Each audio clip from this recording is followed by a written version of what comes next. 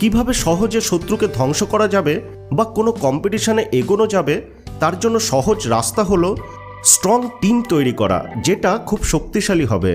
চাণক্যের মতে শত্রুর সঙ্গে লড়াইতে জিততে গেলে আগে নিজের কন্ট্রোলকে জয় করতে হবে।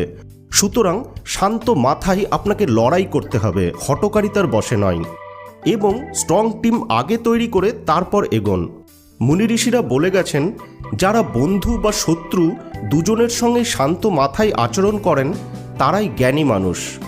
আশা করি আচার্য চাণক্যের এই মতামত আপনাদের খুবই হেল্প করবে বন্ধুদের মন জয় করার জন্য আর শত্রুদের ধ্বংস করা বা পার্সোনাল ও প্রফেশনাল কম্পিটিশনে এগিয়ে থাকার জন্য।